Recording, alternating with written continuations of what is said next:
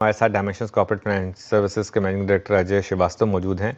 Ajay ji, good morning. Good morning. I can see celebrations are on still. अभी तो शुरुआत है, सेलिब्रेशन तो 4 साल चलेंगे। वर्ल्ड कप 83 का वर्ल्ड कप जब हमने जीता था तो 2007 तक हमने सेलिब्रेशन किए थे, 2011 तक सेलिब्रेशन किए थे। अभी तो Uh, अभी तो अभी तो जीते हैं कल, तो सेलिब्रेशन तो चलेंगे, कुछ लंबे समय तक इसीलिए चलेंगे। अगली बार ये मैच को सैटरडे को कराइए ना, मैच को कि कम से कम सवेरे आराम से उठ तो मैं सकें। ये एक्चुअली थोड़ा सा पता नहीं क्या, ये हम ना एक ग्लोबल स्टैंडर्ड एक फॉलो करते हैं, अमेरिकन स्टैंडर्ड है एक्चुअली। अमेरिका में ज़्यादातर जो बड़े फाइनल्स हैं वो संडे को होते हैं, पर सैटरडे बिल्कुल फाइनल सैटरडे शाम को होना चाहिए। आई होप इसको कोई सुने, क्योंकि वो हो तो फिर सोने पे सुहागा है, फिर आप संडे आराम से सो सकते हैं अच्छे से पूरा सेलिब्रेशन करने के बाद। That I agree. लेकिन देखिए अजय जी, हम तो आ गए ऑफिस, चाहे सेलिब्रेट किया या नहीं किया, उसके बाद भी आ गए, है ना, काम करने के लिए। चलिए बताइए, मार्केट पर क्या व्यू बन रहा है इस समय? मार्केट ठीक है, मार्केट में बॉयंसी है। ये तो आपको पता है अनुज जी, ये सीजन जो है अक्टूबर नवंबर दिसंबर का इंडिया का बेस्ट बाइंग सीजन होता है। तो जब बाइंग सीजन के अंदर में तो ऑप्टिमिज्म रहता ही है बाय नेचर। शादी होती है, मैरिज सीजन होता है, सेलिब्रेशन होती है, क्रिसमस, न्यू ईयर।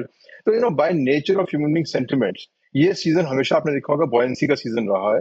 फिर जब हम जनवरी में आते हैं तो थोड़ी सी रियलिटी चेक आता है कि क्या करके बैठे हमने पिछले 3 महीने में। और आपने देखा होगा मोस्टली जो भी आपकी करेक्शन आएंगी जनवरी में आएंगी, तो आई थिंक अगले 2 महीने वेरी क्लैरिटी है कि बॉयंसी रहेगी। और खासकर ये देखते हुए कि जो जीएसटी कट आया है उसके अंदर कितना इम्पैक्ट आएगा। But more than GST cut, I think जो गवर्नमेंट की जो थोड़ी पॉलिसीज हैं लग रही हैं कि they are supportive of economy. जैसे पीएसयू बैंक के अंदर में कुछ शेयर होल्डिंग डाइल्यूट करते हैं, that should be a great positive. तो by and large policy framework सभी ने भी थोड़ा रोका है ऑप्शंस के ऊपर में हाथ अपना हटाने के लिए। तो अब देखेंगे from the RBI point of view, SEBI government point of view, जो पॉलिसी डायरेक्शन है काफी सपोर्टिव है।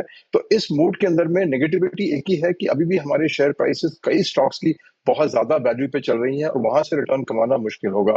तो आपको स्टॉक स्पेसिफिक रहना पड़ेगा। एंड दैट्स ओनली चैलेंज है कि ये मार्केट बहुत ही आपको पेनलाइज करेगी गलत स्टॉक के साथ में, और अच्छे स्टॉक से रिटर्न आएगी। बट पेशेंस के साथ में अच्छे स्टॉक में रहिए। बट ये जेनरिक मार्केट नहीं है कि सब कुछ बढ़ेगा इस मार्केट में। बिल्कुल सही कह रहे हैं आप। नमस्कार, मैं वीरेंद्र बोल रहा हूँ सर। अजय गुड जी, मॉर्निंग। आपने कहा ना सब कुछ, गुड मॉर्निंग सर, सब कुछ एक साथ नहीं चलेगा, आपको सिलेक्टिव होना पड़ेगा। लुक एट बैंक्स, बैंक्स में प्राइवेट बैंक नहीं चल रहे इस बार, पीस चल रहे हैं। बट एनबीएफसीज में आप देखिए क्या शार्प स्विंग है। Look at बी2 Bajaj finance, Bajaj Finserv, Bajaj Shriram finance. NBFCs पे आपका टेक क्या है इस वक्त? देखिए एनबीएफसी में गोल्ड लोन पे तो हमारा स्टेक है काफी है कंपनियों में। गोल्ड लोन कंपनी में हम काफी बुलिश हैं। बाकी जेनरिक एनबीएफसी पे हमारा इतना स्टेक नहीं है, बिकॉज अगर आपको एलोकेशन करना है वीरेंद्र जी, तो हमने एलोकेशन किया हुआ है गोल्ड लोन कंपनीज की तरफ, ज्यादा की तरफ है। उसमें 2-3 कंपनीज बेहतरीन है। एक कंपनी का भी टेक ओवर हुआ है प्राइवेट इक्विटी फंड से। दूसरी कंपनी तो लेजेंडरी कंपनी है उस फील्ड के अंदर में, 40 साल की पुरानी है। नए नए एंट्रेंट आएंगे इस फील्ड के अंदर में, बट जो पुराना होल्ड है वो चलता रहेगा। आपने देखा होगा जैसे सेकेंड हैंड व्हीकल फाइनेंसिंग है, साउथ की कंपनी है वो। आपको पेडिग्री पे जाना है। ये मौसम है पेडिग्री का। खास कर मैं बता कह सकता हूं आपको, आपके दर्शकों को, कि आप प्रमोटर का पेडिग्री देखें कि कौन है इस कंपनी के पीछे। जैसे और वहां पे आपको देखना पड़ेगा कि ये जो नए नई कंपनी आ रही हैं उसमें बहुत कॉशन मेंटेन करना है, बिकॉज ये नई कंपनियां बहुत ही शार्प यंग प्रमोटर से आ रही हैं। उनके पास कोई एथिक नहीं है। एक अभी एक कंपनी लिस्ट हुई है, आपने उसका लास्ट ईयर प्रॉफिट आपने एक क्वार्टर के अंदर में दिखाई ऑलमोस्ट ब्रेक इवन। अगली बार जब पहली बार रिजल्ट डिक्लेयर किया आपने कहा 50 करोड़ का लॉस हो गया जी मेरे को, मैंने नया बिजनेस लगा रहा हूँ। अरे आपको मालूम नहीं था जब आप आईपीओ कर रहे थे, आपने किसी को बताया, तो सडनली इन्वेस्टर को आपने 50 करोड़ का लॉस थमा दिया जो दिखा रहे थे सपने उसको ब्रेक इवन के। तो उसका लेसन लेते हुए मेरा एक ही कहना है, शेयर से पहले प्रमोटर देख लीजिए, मैनेजर देख लीजिए कौन है, और उसमें से आप इन्वेस्ट करिए। शेयर तो ऊपर नीचे इंडस्ट्री होती रहेगी। गलत प्रमोटर, गलत नीयत का प्रमोटर, ये शार्प प्रमोटर जो आज की कंपनीज के आ रहे हैं खासकर ई कॉम में, जो अनकंट्रोल्ड है, ये आपको बहुत पैसा आपको डुबा सकते हैं। तो बी केयरफुल रहिए। मार्केट में मत जाइए, प्रमोटर पे जाइए। वही एक पहले भी पैराडाइम था, फिर वहीं से आ गया है। बिल्कुल, खैर आपने नाम नहीं लिया, लेकिन हमारे व्यूअर्स समझ गए होंगे आप अर्बन कंपनी की बात कर रहे हैं। आज स्टॉक में ऑब्वियसली प्रेशर भी है काफ़ी, 3-4% का प्रेशर है स्टॉक में, और बिल्कुल मैं आपकी बात से सहमत हूँ एक्चुअली कि एक जब आईपीओ आता है तो एक आप एकदम सज धज कर आते हैं, और उसके बाद एकदम बिल्कुल नंबर पहले नंबर ही इतने ख़राब, और उसके बाद ठीक है वन ऑफ है, हालांकि रिकवरी आ गई लोअर लेवल से। तो लेंस कार्ड में आप अप्लाई कर रहे हैं या नहीं कर रहे हैं फिर अजय जी? ये ये इतना डिबेट हो चुका है इसके ऊपर, मैं क्या बोल, नहीं हम नहीं अप्लाई करेंगे इस कार्ड के अंदर में। और खासकर अगेन वही सेम पॉइंट है पैराडाइम प्रमोटर का। आपने अपने लिए क्या डील थी आपकी जो प्रमोटर ने, आपने इन्वेस्टर से 8,500 करोड़ की वैल्यूएशन में शेयर 6 महीने पहले खरीदे।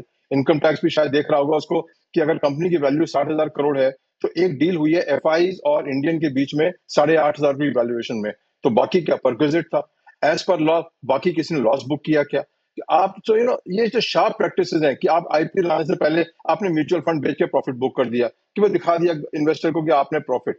इशू कंपनी का नहीं है, इशू नीयत का है कि आप क्या कर रहे हैं। आप आंख में धूल झोंक रहे हैं, ऑप्टिकली इंजीनियर कर रहे हैं। आपने अपने लिए प्रॉफिट जनरेट किया पी फंड के साथ में 8,500 करोड़ की वैल्यू पे, इन्वेस्टर कह रहे हो 70,000 करोड़ की वैल्यू पे आएंगे। आप क्लैरिफाई करेंगे कभी ऐसी डील हुई है कि इन्वेस्टर ने 60,000 करोड़ की वैल्यूएशन छोड़ दी और टेबल पे प्रमोटर के लिए?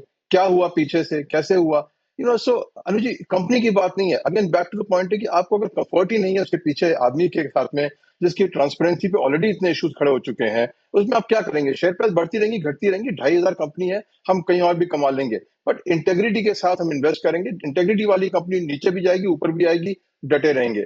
बट जिसकी ये फाइनेंशियल इंजीनियरिंग मॉडल जो है ना, जिनका जो नए प्रमोटर का, उससे हमको दुविधा होती है कि भैया हम नहीं जाते इन कंपनी में, चाहे जो मर्जी रिटर्न आ जाए, प्रमोटर पे कंफर्ट नहीं है, हमारे को अपना पैसा नहीं लगाना वहां पे। बिल्कुल सही बात। बिल्कुल अजय जी, आपके इस पॉइंट ऑफ व्यू से बिल्कुल सहमत हूं मैं। ये एक अंश बाजार का ये भी पिछले एक हफ्ते से बड़ा डिस्कशन पॉइंट बना हुआ था। खैर आपका एक व्यू मिल गया यहाँ पे। एक दो बास्केट पे और आते हैं जहाँ पे कॉन्ट्रा कॉल लेने का वक्त है।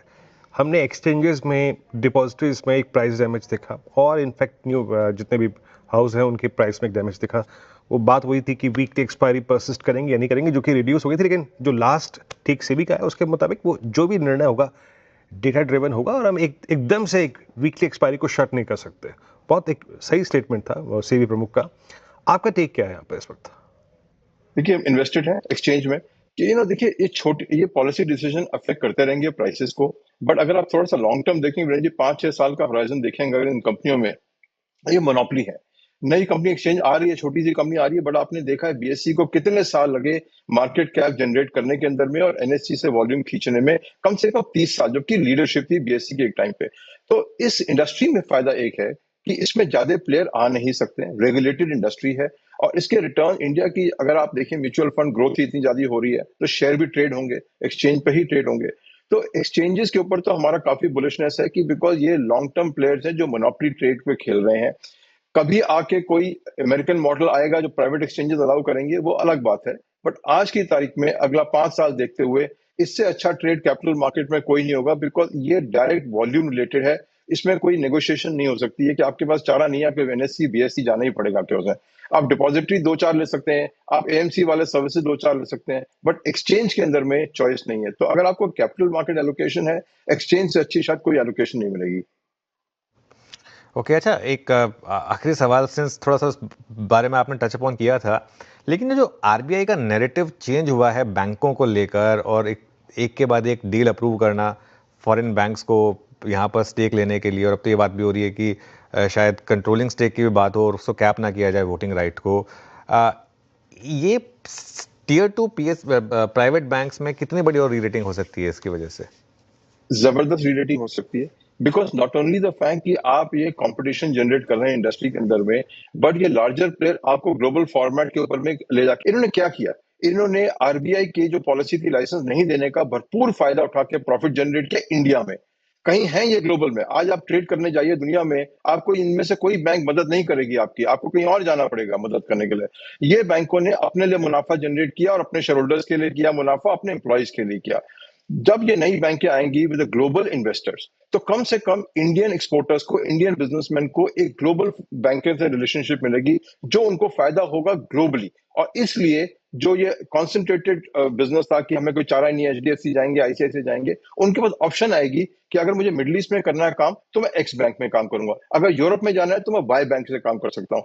ये बहुत ही बेहतरीन री रेटिंग है और ये कंपनियां काफी तेज बढ़ेंगी, बिकॉज इनमें एक मॉडल जो बड़ा क्लियर मॉडल आएगा वो है इंटरनेशनल ग्रोथ का, ना कि जस्ट डोमेस्टिक ग्रोथ का। तो री रेटिंग होगी अनु जी। अच्छी प्राइस पे मिल रहे हैं, अब भी शेयर मिल रहे हैं इन्वेस्टर्स को अच्छी प्राइस पे इन कंपनियों में, very close to acquisition price. आप पिगी बैक कर रखिए इसके ऊपर में, गवर्नेंस ठीक रहेगी, उनको इंटरनेशनल एक्सपोजर मिलेगा आपको, और ये बैंक का ग्रोथ पैटर्न काफी तेज आएगा। तो मेरे हिसाब से री रेटिंग होगी और बहुत ही अट्रैक्टिव अपॉर्चुनिटी है जो टेक ओवर बैंक्स है उसमें इन्वेस्ट करने की। कुछ नहीं करना, आपको पिगी बैक करना है बस। बिल्कुल, चलिए बहुत-बहुत शुक्रिया आज हमारे साथ जुड़ने के लिए। धन्यवाद जी, have a good day. You too, thank you so much. चलिए इस शो